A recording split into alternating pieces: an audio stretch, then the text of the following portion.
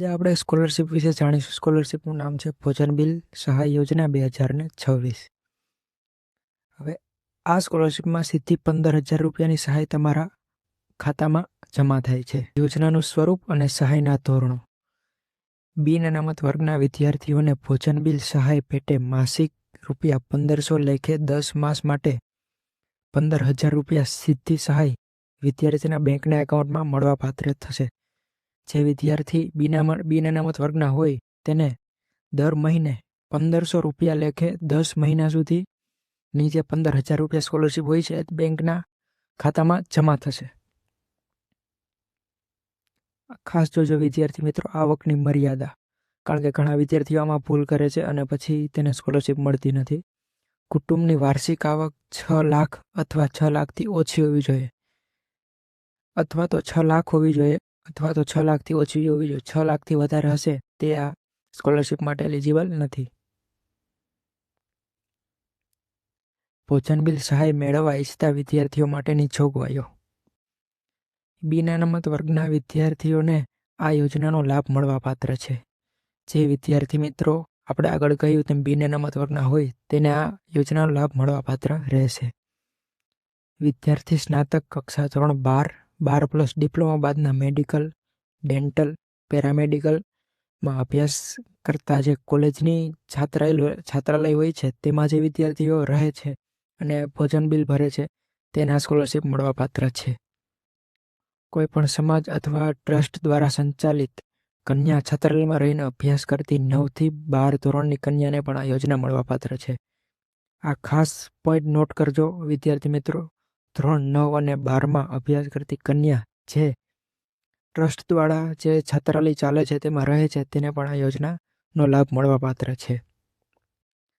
સરકારી અનુદાયિત છાત્રાલયમાં રહીને અભ્યાસ કરતા હોય અને રહેવાનું ફ્રી હોય પરંતુ જમવા માટેની ફી હોય તેવા વિદ્યાર્થીઓને પણ આ યોજનાનો લાભ મળવાપાત્ર છે. જે વિદ્યાર્થીઓ સરકારી છાત્રાલયમાં રહે છે જેનું રહેવાનું ફ્રી છે પરંતુ જો તે ફી મેસની જે ફી હોય છે, ભોજનાલયની ફી હોય છે તે ભરે છે તેવા વિદ્યાર્થીઓને આ યોજનાનો લાભ મળવાપાત્ર છે. વિદ્યાર્થી અરજી કર્યાના આગલા વર્ષમાં પાસ થયેલ હોવો જોઈએ. આ ખાસ નોટ કરજો વિદ્યાર્થી મિત્રો. જો તમે 2026માં આ ફોર્મ માટે એપ્લાય કરો છો તો તમે 2025ના જે સેમ હોય કે જે વર્ષમાં જે તમે એક્ઝામ દીધી હોય એમાં તમે પાસ થયેલા હોવા જોઈએ, એ જરૂરી છે.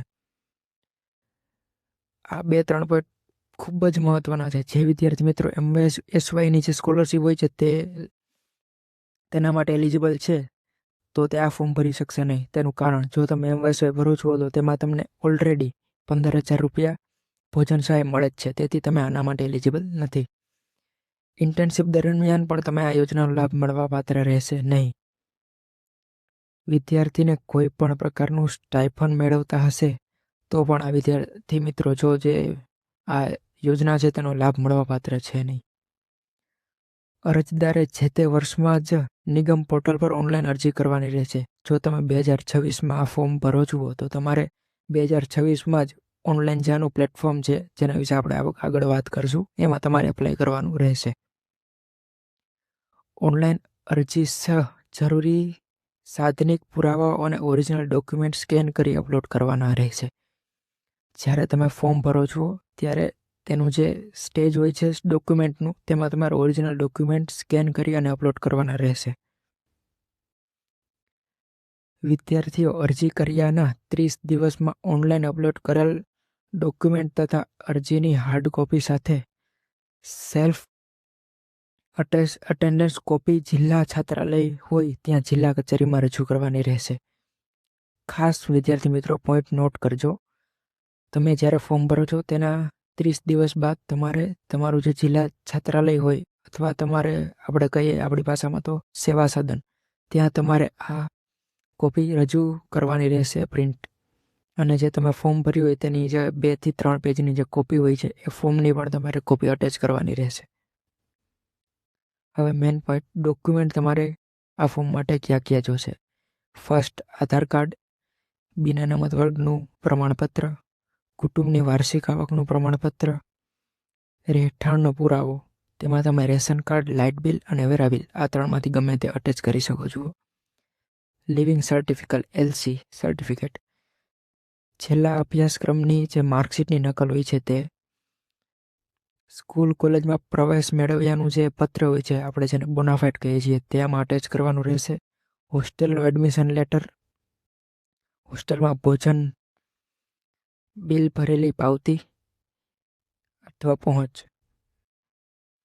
હોસ્ટેલ સમાજ ટ્રસ્ટ સંચાલિત દ્વારા જે રજિસ્ટ્રેશનની પ્રમાણપત્ર નકલ હોય છે તે તમારા માટે જ કરવાની રહેશે. તે તમને જે તમારા રેક્ટરશ્રી હોય અથવા ટ્રસ્ટ હોય ત્યાંથી તમને અવેલેબલ થઈ જશે.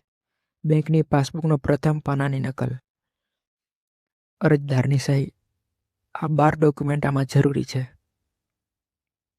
ફોર્મ ભરવાનો સમયગાળો. આ ખાસ જોજો વિદ્યાર્થી મિત્રો, આમાં કોઈ પણ જાતનો સમયગાળો હોતો નથી. તે તમે આખા વર્ષ દરમિયાન ગમે ત્યારે ભરી શકો છો.